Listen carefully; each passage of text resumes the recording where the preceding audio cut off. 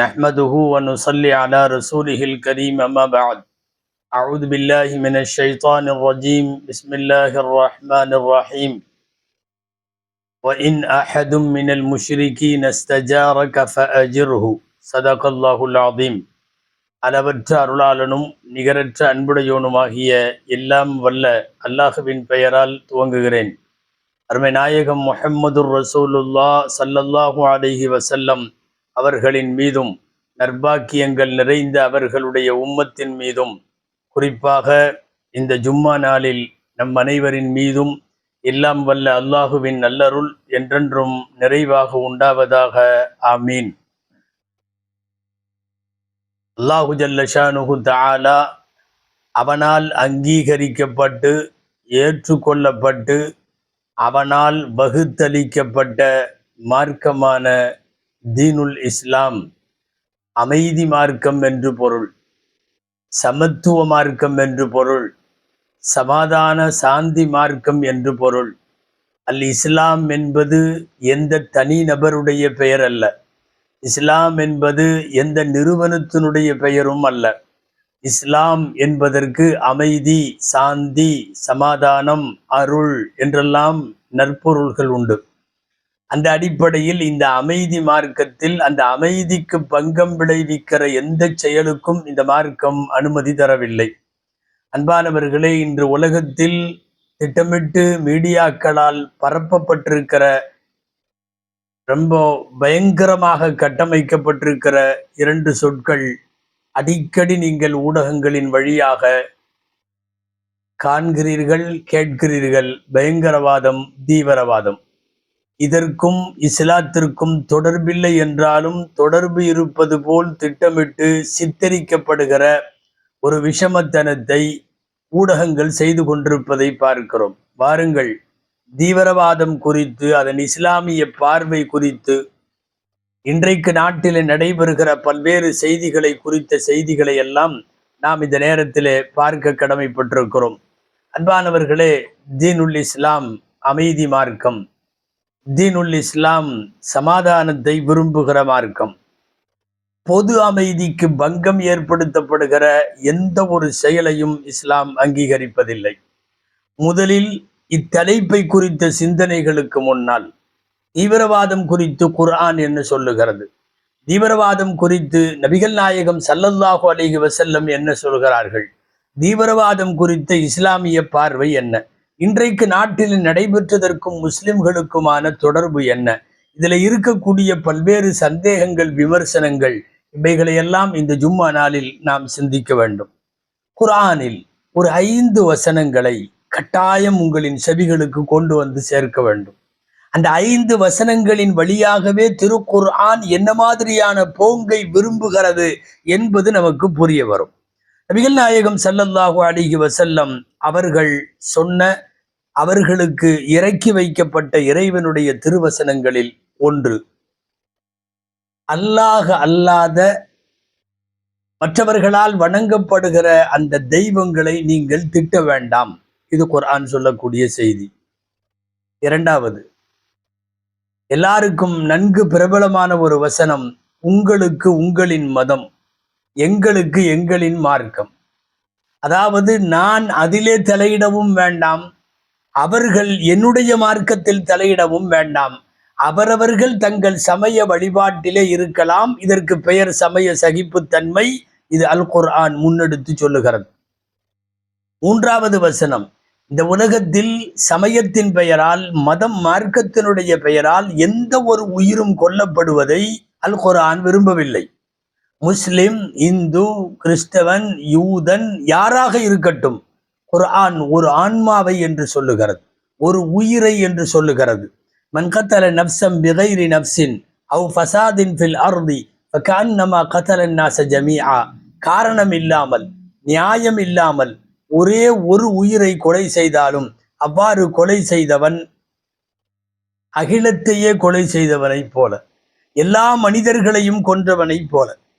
இந்த ஆயத்தினுடைய தொடர் எப்படி போகிறது தெரியுமா? யாராவது ஒரு உயிருக்கு வாழ்வழித்தால், ஒரு உயிர் கொடுத்தால், காப்பாற்றினால், பாதுகாத்தால் அவர்கள் அகிலத்தையே பாதுகாத்தவர்களை போல என்கிற குர்ஆன் வசனம் உச்சகட்டமாக சமயங்களை தாண்டிய சகிப்புத்தன்மைக்கு அல் குர்ஆன் எவ்வளவு தூரம் வலியுறுத்துகிறது என்பதை புரிய முடியும். அன்பானவர்களே, அல் குர்ஆன் எடுத்து முன்வைக்கக்கூடிய இன்னொரு முக்கியமான 4வது ஒரு வசனம், அல்லாஹ் ஒருபோதும் உங்களை தடுப்பதில்லை. குர்ஆன் சொல்லுகிறது, லா யன்ஹாகுமுல்லாஹ், அல்லாஹ் ஒருபோதும் உங்களை தடுக்கவில்லை. என்ன தடுக்கவில்லை? அனில்லதீன லம் யுகாத்திலூக்கும் ஃபித்தீன், மார்க்க விஷயத்தில் உங்களோடு சண்டையிடாதவர்கள், வலம் யுக்ரிஜூக்கும் மின் தியாரிக்கும், உங்கள் வீடுகளை விட்டு உங்களை நாடு கடத்தை துரத்தாதவர்கள், அன்தபர்ரூஹும் வ துக்ஸிது இலைஹிம், அப்படிப்பட்டவர்களோடு நீங்கள் நன்மை பாராட்டுவதும் உபகாரம் செய்வதும் நீதமாக நடப்பதை அல்லாஹ் ஒருபோதும் தடுக்க மாட்டான். என்ன பொருள் தெரியுமா? முஸ்லிம்களை தொந்தரவு செய்யாத, முஸ்லிம்களை ஊரை விட்டு துரத்தாத, முஸ்லிம்களோடு போர் செய்யாத உலகத்தில் இருக்கிற எல்லா மக்களோடும் உபகாரத்தோடு நடக்க வேண்டும், நீதத்தோடு நடக்க வேண்டும். இது அல்லாஹுவின் விருப்பம் என்று சொல்லுகிறது குர்ஆன். இந்த 4 வசனங்களுக்கு பின்னால் முத்தாய்ப்பாக திருக்குர்ஆன் சொல்லுகிற ஒரு வசனம் இன்றைய சூழலில் அனைவரின் கவனத்திற்கும் உரியது. என்ன அந்த வசனம்? وَإِنَّ أَحَدٌ مِّنَ الْمُشْرِكِينَ اسْتَجَارَكَ فَأَجِرْهُ, யாராவது முஸ்லிம் அல்லாத ஒருவன் உங்களிடத்தில் பாதுகாப்பு தேடினால், அபயம் கோரினால், பாதுகாப்பு கேட்டு வந்தால் அவனுக்கு நீங்கள் பாதுகாப்பு கொடுங்கள். அல் குர்ஆனுடைய சூரா தௌபாவினுடைய வசனம். அப்படி பாதுகாப்பு தருவது மட்டுமல்ல, அடைக்கலம் கொடுத்து பாதுகாத்ததற்கு பிறகு சும்ம அப்லிகுஹு மஅமனா, அவர்களுக்கு பயமில்லாத இடத்திற்கு கொண்டு போய் அவர்களை சேர்த்து வையுங்கள். இது குர்ஆன் சொல்லுகிறது. அவன் பயத்திலே இருக்கிறான், வெளியிலே நிலவரம் கலவரமாக இருக்கிறது, சூழல் அபாயமாக இருக்கிறது, உங்களிடத்திலே அடைக்கலம் தேடி பாதுகாப்பு தேடி வருகிறான், நீங்கள் பாதுகாப்பு தர வேண்டும் என்பது மட்டுமல்ல, சூழல் சீரானவுடன் அவனை கொண்டு போய் சரியான பாதுகாப்பான இடத்திலே அவனை விட்டுவிட வேண்டும் என்பது வரை திருக்குர்ஆன் வலியுறுத்துவதை பார்க்கிறோம். அன்பானவர்களே, வாழும் காலமெல்லாம் எம்பெருமானார் ஸல்லல்லாஹு அலைஹி வஸல்லம் முன்னெடுத்த முனைப்புகளில் மிக முக்கியமானது என்ன தெரியுமா? சண்டைகள் இல்லாத சமாதானம். சண்டைகள் இல்லாத சமாதானம். அதுவும் எந்த பூமியில் பெருமானார் அதை செய்தார்கள் தெரியுமா? சண்டை பூமி என்று உலகத்தில் அறியப்பட்ட ஒரு பூமி. சாப்பாடு இல்லாமல் இருந்து விடுவார்களே ஒழிய சண்டை போடாமல் இருக்க மாட்டார்கள் அக்கால மக்கள். அவர்களிடையே சமாதானத்தை பேசி சமாதான புறாவை அங்கிருந்து பறக்கவிட்ட பெருமைக்குரிய பெருமானார் முஹம்மது ஸல்லல்லாஹு அலைஹி வஸல்லம் அவர்களின் வார்த்தைகளிலே கூட நாம் நிறைய பார்க்கலாம். தவிர்க்க முடியாமல் ஒரு தற்பாதுகாப்பு யுத்தம், மோத்தா என்ற ஒரு யுத்தம், அந்த யுத்தத்திற்கு கிளம்புகிற போர் வீரர்களை நிறுத்தி வைத்து கொண்டு பெருமானார் ஸல்லல்லாஹு அலைஹி வஸல்லம் ஆற்றிய உரை இஸ்லாமினுடைய வலுக்கட்டாயமான போரின் போது கூட அது கடைபிடிக்கிற மனித நேயத்தை, அது விரும்பாத தீவிரவாதத்தை நமக்கு எடுத்து சொல்லும். நபிகள் நாயகம் ஸல்லல்லாஹு அலைஹி வஸல்லம் சொன்னார்கள், அப்போது அந்த படை வீரர்களுக்கு, லா ததமன்னு லிகா அல் அதுவி, விரோதியை போரிலே சந்திக்க வேண்டும் என்று நீங்கள் விரும்பவே வேண்டாம். ஒருவேளை திணிக்கப்பட்டு போர் நடக்குமானால் ஃபைதா லகீதுமூஹும் ஃபஸ்பிரு, நீங்கள் பொறுமையாக அதிலே இருங்கள், ஸ்திரமாக இருங்கள், உறுதியாக நில்லுங்கள். போர் சூழல் ஏற்பட்டு நீங்கள் அப்படி ஒரு நடவடிக்கையில இறங்குகிற போது செய்ய வேண்டியது என்ன தெரியுமா? லா தக்துலு ஷேഖன் ஃபானியன் வலா இம்ராஅத்தன் வலா திஃப்லன் சகீரன், வயதானவர்களை கொல்லக்கூடாது, பெண்களை அறவே கொல்லக்கூடாது, குழந்தைகளை கொல்லக்கூடாது. இவர்களெல்லாம் மனித குலத்தில் எந்த பாவமும் செய்யாத புனிதம் நிறைந்தவர்கள். யார் வம்புக்கு வருகிறானோ அந்த போர் வீரனும் பொருதி கொள்ள வேண்டுமே தவிர, அப்பாவி பொதுமக்களுக்கு ஊறு விளைவிக்கிற, பொது அமைதிக்கு பங்கம் விளைவிக்கிற, பொதுமக்களுக்கு இடையூறு விளைவிக்கிற எந்த செயலையும் செய்ய வேண்டாம் என்று யாரிடம் பேசுகிறார்கள் தெரியுமா? ஆயுதம் தரித்து வாட்களை எடுத்து கொண்டு போகிற ஆட்களோடு பேசுகிறார்கள் நபிகள் நாயகம் ஸல்லல்லாஹு அலைஹி வஸல்லம் அவர்கள். 3 தடவை, ஒரு தடவை நபி ஸல்லல்லாஹு அலைஹி வஸல்லம் 3 முறை சொன்னார்கள், அவன் முஸ்லிம் அல்ல, அவன் முஃமின் அல்ல, அவன் முஸ்லிம் ஆக முடியாது. யார் என்றார்கள்? சொன்னார்கள், மல்லா யுமினு ஜாருஹு ஜாருஹு பவாயிகஹு. யாருடைய பக்கத்திலே இருப்பவன், அண்டையிலே இருப்பவன் ஒரு முஸ்லிமின் விஷயத்தில் அவனுடைய ஆபத்துகளை பயப்படாமல் ஒருவன் இருக்க வேண்டும். அப்படி பயப்பட்டால் இவன் முஸ்லிம் அல்ல. அதாவது நான் இருக்கிறேன், எனது பக்கத்திலே வீட்டிலே இருப்பவன் என் விஷயத்திலே அவன் நிம்மதியாக இருக்க வேண்டும்.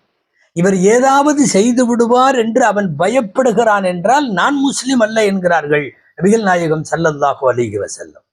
ஒரே ஒரு போர்க்களம், தெரிந்தோ தெரியாமலோ ஒரு உயிர் கொல்லப்படுகிறது. கொல்லப்பட்டவர் ஒரு பெண். செய்து முடித்தவர் ஹாலித் என்று அவருக்கு பெயர். ஒரு நபி தோழர், ஹாலித் பினுல் வலீத் ரலியல்லாஹு அன்ஹு. எதேச்சையாக நடந்துவிட்ட ஒரு படுகொலை. ஒரு பெண்ணினுடைய சடலத்திற்கு பின்னால், ஒரு பெண் கொல்லப்பட்டதற்கு பின்னால் இறைவனிடத்திலே கையேந்தி பிரார்த்தித்தார்கள் பெருமானார் ஸல்லல்லாஹு அலைஹி வஸல்லம். அல்லாஹும்ம இன்னி அப்ரஉ இலைக மிம்மா ஸனஅ ஹாலிதுன். யா அல்லாஹ், நான் ஹாலிது செய்த இந்த செயலிலே இருந்து நீங்கிக் கொள்கிறேன். அதாவது எனக்கும் இதற்கும் சம்பந்தம் இல்லை. ஒரு பெண்ணையோ வயதானவர்களையோ குழந்தைகளையோ கொல்லச் சொல்லி நான் சொல்லவும் இல்லை. அவரிடமிருந்து நிகழ்ந்துவிட்ட இந்த தவறுக்கும் எனக்கும் தொடர்பில்லை, சம்பந்தம் இல்லை என்று இறைவனிடத்திலே கையேந்தி அவர்கள் பேசிய வாசகத்திலே இருந்து பொது அமைதிக்கு பங்கம் விளைவிக்கிறவாறு எந்த விதமான யுத்தகலத்திலே கூட நபி ஸல்லல்லாஹு அலைஹி வஸல்லம் அனுமதிக்கவில்லை என்பதை பார்க்கிறோம். ஒரு முஸ்லிம் அவ்வளவு சீக்கிரமாக தன்னை இடையூறு செய்யாதவர்களுக்கு இடையூறு செய்ய மாட்டான். அவ்வாறு செய்ய சொல்லி இஸ்லாம் சொல்லவும் இல்லை. ஒரு போர் கைதி, நான் சொல்லுகிற நிகழ்ச்சி சஹீஹுல் புகாரியில் இருக்கிறது. போர் கைதி, அவருக்கு ஹுபைப் என்று பெயர் ரலியல்லாஹு அன்ஹு. ஹுபைப் இப்னு அதி அவருடைய பெயர். நாளை அவருக்கு மரண தண்டனை நிறைவேற்றப் போகிறார்கள். முதல் நாள் அவரை சங்கிலியிலே கட்டி வைத்திருக்கிறார்கள். அவரும் அங்கே காவல் வைக்கப்பட்டிருக்கிறார். இந்த நேரத்தில் சவரம் செய்வதற்காக வேண்டி அந்த வீட்டாரிடம் கத்தி கேட்கிறார். ஒரு பிளேடு போன்ற, ஒரு கத்தி போன்ற கூர்மையான ஒரு பொருள் அவர்கள் கொடுத்தார்கள்.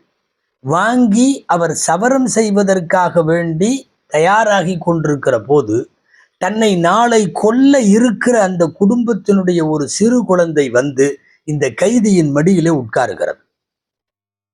நாம் என்ன செய்வோம்? சாதாரண மனிதர்களாக, சாமானியர்களாக இருந்தால் என்ன செய்வார்கள்? அந்த குழந்தையையே வைத்து பிளாக்மெயில் பண்ணி, உன் குழந்தைய கொன்றுவேன், என்னை சங்கிலியிலிருந்து அவுத்துடு, என உயிருக்கு பாதுகாப்பு கொடுன்னு அதை வச்சு தப்பிக்க பார்ப்போம். மடியிலே வந்து அமர்ந்த குழந்தையோடு கொஞ்சி விளையாடி மகிழ்ந்தார்களே ஒழிய தன் கையில் கத்தி இருக்கிறது என்று குழந்தையை கொல்லவில்லை, குழந்தையை வைத்து குடும்பத்தை அச்சுறுத்தவில்லை. இப்படி ஒரு காட்சியை வீட்டில இருந்த ஒரு பெண் பார்த்து விட்டார். ஆகா, நாம் கொல்லப்போக இருக்கிற இந்த கைதி, அவர் மடியிலே போய் நம் குழந்தை உட்கார்ந்திருக்கிறது, அவர் கையில கத்தி இருக்கிறது, அவ்வளவுதான் தொலைந்தது என்று நினைத்தார். ஆனால் அன்போடு குழந்தையை குடும்பத்தாரிடம், தாயிடம் அனுப்பி வைத்துவிட்டு அவ்வாறு செய்பவர்கள் நாங்கள் அல்ல என்கிற அற்புதமான பாடத்தை, ஒரு முஸ்லிமின் யதார்த்த நிலையை சொன்னதற்கு பின்னால் புகாரியின் அறிவிப்பு, அந்த பெண்மணி சொல்லுகிறார், ஹுபைப் என்கிற ஒரு முஸ்லிம் கைதி நாங்கள் மரண தண்டனை கொடுக்க கொண்டு வந்து கட்டியிருந்தோம். அவர் போன்று ஒரு கைதியை, அழகிய கைதியை என் வாழ்க்கையிலே நான் பார்த்ததில்லை என்கிறார். ஆம், தன் உயிர் போவதாக இருந்தாலும் ஒரு முஸ்லிம் அடுத்த ஒரு உயிருக்கு நியாயம் இல்லாமல் எந்த விதமான சூழல் வந்தாலும் அவன் ஒரு உயிரை கொல்ல மாட்டான் என்பதை இந்த புகாரியின் நிகழ்ச்சி நமக்கு சொல்லித் தருகிறது. நாங்கள் எத்தனை நாடுகளில் முஸ்லிம்கள் வாழ்ந்தார்களோ, வாழ்ந்த நாடுகளின் விவரங்களை எடுத்து வாசித்து பாருங்கள். ஒரு கட்டம் 100 ஆண்டுகளுக்கு முன்னால் ஸ்பெயினிலே இருந்து எல்லா முஸ்லிம்களும் ஒரு நேரத்தில் வெளியேற்றப்பட்டார்கள். நீங்கெல்லாம் ஊரை விட்டு போங்க. அவ்வாறு முஸ்லிம்கள் கிளம்புகிற போது என்ன நடந்தது தெரியுமா? அங்கே இருக்கிற யூதர்களும் இவர்களோடு சேர்ந்து வெளியே போனார்கள். நீங்க ஏன் வெளியே போறீங்க? முஸ்லிம்களைத்தானே துரத்தினோம். இல்லை, எங்களோடு பாசத்தோடு பழகுகிற, சகோதரத்துவ வாஞ்சையோடு எங்களோடு இருக்கிற முஸ்லிம்கள் மட்டும்தான் எங்களுக்கு பாதுகாவலர்கள். இந்த மண்ணில் இனி யாரையும் நம்பி நாங்கள் இருக்க முடியாது, முஸ்லிம்களோடு நாங்களும் வெளியேறுகிறோம் என்று சொல்லி யூதர்களும் புறப்பட்டு வெளியே போன வரலாறு, ஸ்பெயினுடைய வரலாறு நீங்கள் வாசித்து பார்க்க வேண்டும். அன்பானவர்களே, தீவிரவாதத்திற்கும் முஸ்லிமுக்கும் தொடர்பில்லை. தீவிரவாதத்திற்கும் இஸ்லாத்திற்கும் சம்பந்தம் இல்லை. அல் குர்ஆனுடைய நபிகள் நாயகத்தின் பொன்மொழிகளிலோ எங்கேயும் இது அனுமதிக்கப்படவும் இல்லை என்பதையெல்லாம் பார்க்கிறோம். வாருங்கள் இப்போது இந்திய சூழலில் இன்றைக்கு பேசு பொருளாக்கப்பட்டிருக்கிற தீவிரவாதத்தை குறித்து சிந்திப்போம். அன்பானவர்களே, கடந்த 22ஆம் தேதி செவ்வாய்க்கிழமை, இந்த மாசம் ஏப்ரல் 25, 2025 ஏப்ரல் 22ஆம் நாள் மத்திய நேரத்தில் காஷ்மீரினுடைய பெஹல்காம் பகுதிக்கு பக்கத்தில் இருக்கக்கூடிய வைசரான் என்கிற ஒரு பூங்காவில் வைத்து சுற்றுலா பயணிகள் நிரம்பி இருந்த ஒரு சூழலில் ஒரு படுகொலை சம்பவம் நடந்திருக்கிறது. தீவிரவாதிகள் நடத்திய வெறி செயல், அவர்களின் துப்பாக்கி சூட்டுக்கு, அவர்களின் வன்முறைக்கு பலியானவர்கள் சுமார் 26 பேர். இந்த 26 பேரும் பலியாகி இருக்கிற ஒரு சூழலில் பல நபர்கள் காயம் பட்டிருக்கிறார்கள், பீதி அடைந்திருக்கிறார்கள், பாதுகாப்புக்காக ஓடி ஒளிந்திருக்கிறார்கள். நாட்டை உலுக்கி இருக்கிற மிகப்பெரிய சம்பவம். இங்கே நான் முதலில் ஒரு விஷயத்தை பதிவு செய்ய வேண்டும். இந்த மாபெரும் தீவிரவாத செயலை, வன்முறை செயலை செய்தவர்கள் யாராக இருந்தாலும் தண்டிக்கப்பட வேண்டும். இது மனித குலத்திற்கு தீங்கு விளைக்க வைக்கிற ஒரு மாபாதக செயல் என்று சொல்லுகிற கண்டனங்கள் இந்தியாவினுடைய எல்லா இஸ்லாமிய அமைப்புகளிலும் வந்திருக்கிறது. அத்தனை பேரும் நாடு முழுக்க இருக்கிற பெரிய பெரிய நிறுவனங்களாக, அமைப்புகளாக இருக்கக்கூடிய முஸ்லிம் தனியார் சட்ட வாரியம், வெள்ளி கவுன்சில், அகில இந்திய அளவில் செயல்படுகிற, மாநிலங்களின் அளவிலே செயல்படுகிற அத்தனை இஸ்லாமிய அமைப்புகளும் இந்த நிகழ்ச்சிக்கு கண்டனம் தெரிவிப்பது ஒரு செய்தி. ஆனால் அரசு என்ன செய்கிறது தெரியுமா?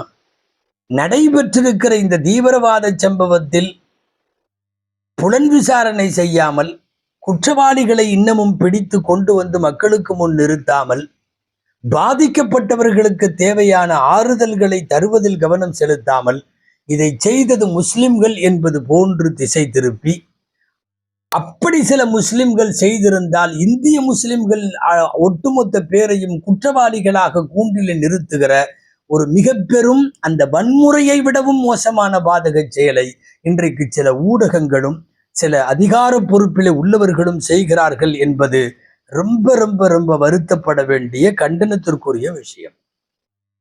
தீவிரவாதத்திற்கு ஏது மதம்? யாராவது ஒருவன் ஒரு வெறி செயலில் படுகொலை யாரையாவது செய்கிறான், படுகொலை செய்தவன் இந்துவாக இருந்தாலும், முஸ்லிமாக இருந்தாலும், கிறிஸ்தவனாக இருந்தாலும் அவன் செய்தது படுகொலை, அவன் குற்றவாளி, அவ்வளவுதான். இங்க மதத்திற்கு என்ன சம்பந்தம் வந்தது? சுமார் 15 வருஷமாக இந்த மண்ணில், இந்தியாவில் நடக்கிற பெரிய மாபாதக செயல் என்ன தெரியுமா? எந்த குற்றச்சம்பவத்தையும் மதத்தோடு இணைப்பது. அதிலும் குறிப்பாக ஒரு முஸ்லிம் பெயர் எங்காவது வந்துவிட்டால், ஏதாவது ஒரு கொலையிலோ, ஏதாவது ஒரு கடத்தலிலோ, ஏதாவது ஒரு கற்பழிப்பிலோ நடந்து விட்டால் ஒட்டுமொத்த முஸ்லிம் சமூகத்தையும் குற்றப்பொருளாக்குகிற வேலையைத்தான் இன்றைக்கு திட்டமிட்டு இந்தியாவினுடைய சில அதிகார வர்க்கத்தினரும் சில ஊடகங்களும் செய்து வருகிறார்கள். இங்கே ஏராளமான கேள்விகளை இந்தியாவிலே முன்வைக்கின்றார்கள் அறிவுஜீவிகள், இன்டலெக்சுவல்கள், முன்னாள் நீதிபதிகள், ஊடகவியலாளர்கள், நிறைய பேர். ஒரு பப்ளிக் பிளேஸ்ல, ஒரு டூரிஸ்ட் பிளேஸ்ல, ரொம்ப ஒரு ஒரு ஹையஸ்டான பாதுகாப்பு ஏரியாவில் எப்படி சாதாரணமா AK-40 47 எடுத்துட்டு போய் எல்லாத்தையும் சுட முடியுது? இதுக்கு அங்க என்ன நடக்கிறது? அங்க இருந்த காவல்துறை எங்கே? அங்கிருந்த இராணுவம் எங்கே? உளவுத்துறை எங்கே? அதிகார வர்க்கங்கள் எங்கே? சாதாரணமா ஒருத்தன் போய், இதுக்கு பக்கத்துல ரொம்ப ஃபேமஸாக அமர்நாத் ஆலயம் எல்லாம் அதற்கு பக்கத்துல இருக்கிறது. சர்வ சாதாரணமா AK-47 எடுத்துட்டு போய் சுமார் 25 பேர் 26 பேர் ஒருத்தர் சுட்டு கொள்ள முடியும்னா இந்தியாவின் பாதுகாப்பு கேள்விக்குறி. இந்த விஷயத்தை எல்லாம் கவனிக்கிற உள்துறையின் மீதான ஏராளமான சந்தேகங்கள் இந்திய மக்களுக்கு இருக்கிறது. எதனால் இப்படி? நியாயமாக வருகிற ஒரு சாமானியனுக்குள்ள சந்தேகம் தானே. சின்னதா எங்கேயாவது மக்கள் கூடுற இடத்துல கூட ஒரு ப்ரொடெக்ஷன் இருக்கும், காவல்துறை கட்டுப்பாடு இருக்கும். ஒண்ணுமே இல்லாம ஒரு பப்ளிக்ல சுற்றுலாத்துறை இடத்துல ஒருத்தர் சுட்டு தள்ள முடியும்னா இங்க என்ன நடக்கிறது? திட்டமிட்டு திசை திருப்பப்படுகிற பல்வேறு செய்திகள். அதுல 2 முக்கியமானது என்னன்னா, ஒவ்வொருத்தரையும் சுடும்போது இந்துவான்னு கேட்டுட்டு சுட்டாங்க. இதன் மூலமா இவங்க சொல்ல வர்றது என்னன்னா, நடந்தது இஸ்லாமிய தீவிரவாதம். அந்த முஸ்லிம்கள் என்ன பண்ணாங்கன்னா, இந்துவான்னு கேட்டுட்டு சுட்டாங்க அப்படிங்கிற மாதிரி ஒரு செய்தி. அல் ஜசீரா உள்ளிட்ட தொலைக்காட்சி நிறுவனங்கள் அந்த காட்சி, அந்த பேட்டிகளை எல்லாம் பார்த்தா ஒருத்தன் மிரட்டுறான், அப்படி நீ சொல்லுன்றான். இந்துவான்னு என்னை கேட்டாங்க, கேட்டதுக்கு அப்புறம் தான் எங்க வீட்டுக்காரரை கொலை பண்ணாங்க அப்படின்னு சொல்லுங்கிறான். அந்த பெண் சொல்லுவதாக இல்லை, அந்த பெண் ஐடியாவிலே அப்படி இல்லை. திணிக்கப்படுகின்ற பிரச்சாரம். இந்த நாட்டில் நடக்கிற ஒரு மதவாத கட்சி தொடர்ந்து இந்த வேலையை செய்கிறது. என்ன நடந்தாலும் ஒரு குறிப்பிட்ட மதத்திற்கு எதிராக அதை திருப்புவது என்கிற மனிதகுலத்தின் மோசமான பிறவிகள் இந்த வேலையை தொடர்ந்து செய்கிறார்கள். அந்த பெண்கள் பாதுகாக்கப்பட்டவர்கள், உயிர் பிழைத்தவர்கள்லாம் அப்படி சொல்ல. இன்னும் சில நேரங்களில் இதை விட கத்னா செய்யப்பட்டிருக்கிறதான்னு பார்த்தாங்க, பார்த்துட்டு கத்னா செய்யலைன்னா சுட்டுருவாங்க, கத்னா செய்யப்பட்டிருந்தா விட்டுருவாங்க. அப்படிங்கிற மாதிரி ஒரு திட்டமிட்ட பொய் பிரச்சாரமும் ஊடகங்கள்னு அதை சொல்லக்கூடாது, விலை போன ஊடக எச்சிலுக்கு அலைகிற விஷமிகளால் இப்படி ஒரு ஒரு பிரச்சாரம் இந்தியாவிலே திட்டமிட்டு பிறப்பிக்கப்பட்டது, திட்டமிட்டு பரப்பப்பட்டது. பேட்டி கொடுத்துட்டு இருக்கிறப்பவே பின்னாடி இருந்து சொல்றான், இதை சொல்லு, இந்துவானு கேட்டாங்கன்னு சொல்லு என்றெல்லாம் சொல்லி பரப்பப்படுகிற இந்த அவதூறுகள் உலக அளவில் மேலும் மேலும் தலைகுனிவை ஏற்படுத்துமே ஒழிய இது நல்ல விஷயம் அல்ல. இன்னும் இஸ்லாமியர்கள் நாங்கள் தெளிவோடு சொல்லுகிறோம், குற்றவாளியை பிடிக்க வேண்டும், மரண தண்டனை வரை கொடுக்க வேண்டும். பொது அமைதிக்கு பங்கம் விளைவிப்பவன் நல்ல முஸ்லிமாக இருக்க முடியாது. இந்த விஷயத்துல, இந்த கான்செப்ட்ல நாங்க ரொம்ப தெளிவாக இருக்கிறோம். தீவிரவாதிகள் முஸ்லிம்கள் அல்ல. அப்படி ஒருவேளை நீங்கள் நிரூபித்து பொதுமக்களுடைய மக்கள் மன்றத்திற்கு முன்னாலே நிறுத்துங்கள், இந்தியாவினுடைய நீதி பரிபாலனத்திற்கு முன்னால் நிறுத்துங்கள், அதற்கு தண்டனை கொடுங்கள். அதை விட்டுட்டு ஒட்டுமொத்த முஸ்லிம் சமூகத்தையும் தவறாக சித்தரிக்க இதை வைத்துக் கொண்டு அரசியல் ஆதாயம் தேட முனைவது என்பது உங்களின் சிறு புத்தியை காட்டுகிறது, சின்னத்தனத்தை காட்டுகிறது. நல்லா சொல்ல போனா ஏராளமான ஊடகங்கள் இந்தியாவில, நடுநிலை ஊடகங்கள்லாம் நிறைய சந்தேகத்தை இதுல கேட்டிருக்கிறார்கள். எங்க போச்சு அங்க இருக்கிற இராணுவம், எங்க போச்சு அங்க இருக்கிற காவல்துறை? இவ்வளவு நடந்த சாதாரணமா சுட்டு தள்ள முடியும்னா உங்களுடைய இராணுவமும் துறையும் எல்லாமே தோல்வி அடைஞ்சிருக்குன்னு தானே அர்த்தம். சொல்ல முடியாது முஸ்லிம்கள் என்ற போர்வையிலே கூட செய்திருக்கலாம் அல்லவா? இதையெல்லாம் ஊகங்களின் அடிப்படையில் நாம் சொல்லவில்லை, இது ஆரூடம் அல்ல. இந்த நாட்டினுடைய தேசத்தந்தையாக அறியப்பட்ட காந்திஜியை கொலை செய்கிற போது கொலை செய்தவன் அவன் வேறு மதத்தை சார்ந்தவனாக இருந்தாலும் இஸ்மாயில் என்று பச்சை குத்தி கொண்டுதானே கொலை செய்தான். யாராவது பார்த்தால் முஸ்லிம் கொன்றதாக இருக்கட்டும், இந்த மாடலை உங்களுடைய அமைப்புகள் முன்னாலேயே செய்திருப்பதால் இது அதே மாடலிலே நடந்திருக்குமோ என்கிற சந்தேகத்தை யாரும் ஒருவர் அல்ல, இந்தியாவினுடைய வெகுஜனங்கள் எல்லாம், நிறைய ஊடகங்கள் எல்லாம் அந்த கேள்வியை எழுப்பிக் கொண்டேதான் இருக்கிறார்கள். மறுபக்கம் அங்கிருந்து தப்பித்தவர்களை, ஆயிரக்கணக்கான குடும்பங்களை பார்த்தால், காஷ்மீர் முஸ்லிம்கள் எங்களை பத்திரமாக பார்த்து கொண்டார்கள், வீடுகளில் எங்களுக்கு அடைக்கலம் கொடுத்தார்கள், எங்களை தங்க வைத்து உணவு கொடுத்தார்கள், சகோதரர்களைப் போல பழகினார்கள். அந்த சுற்றுலா தலத்தில் குதிரை ஓட்டிகளாக இருக்கக்கூடியவர்கள் எங்களை குதிரையில வச்சு வாடகையும் பேரமும் பேசுவதற்கான நேரம் அல்ல இது, கொண்டு போய் எங்களை பாதுகாப்பான இடங்களுக்கு சேர்த்தார்கள். சையது ஆதில் என்று சொல்லி ஒரு குதிரை ஓட்டி ஒரு குடும்பத்தினரை துப்பாக்கி முனையில தீவிரவாதிகள் வைத்திருந்த போது போய் துப்பாக்கியை பிடுங்க போராடி அந்த சையது ஆதில் ஹுசேன் ஷா என்பவர், அவர் ஷஹீதாகி இருக்கிறார், அவர்களால் கொல்லப்பட்டிருக்கிறார். ஒரு முஸ்லிம் அங்கே இருக்கிற உயிர்களை காப்பாற்றுவதற்காக போராடுகிறான் அல்லவா, போராடி இறந்து போனான் அல்லவா, அதுதான் முஸ்லிமின் ரத்தம், அதுதான் முஸ்லிமின் பாரம்பரியம், அதுதான் முஸ்லிம்களினுடைய வழக்கம். தப்பித்தவர்கள் சொல்லுகிறார்களே, எங்களை காப்பாத்தி வந்து தூக்கிட்டு போனாங்க, பிஸ்மில்லா பிஸ்மில்லான்னு சொல்லிக்கிட்டே கூட்டு போனாங்க, அல்லாஹு அக்பர் என்று சத்தம் போட்டு கொண்டு எங்களை கூட்டி போனார்கள்.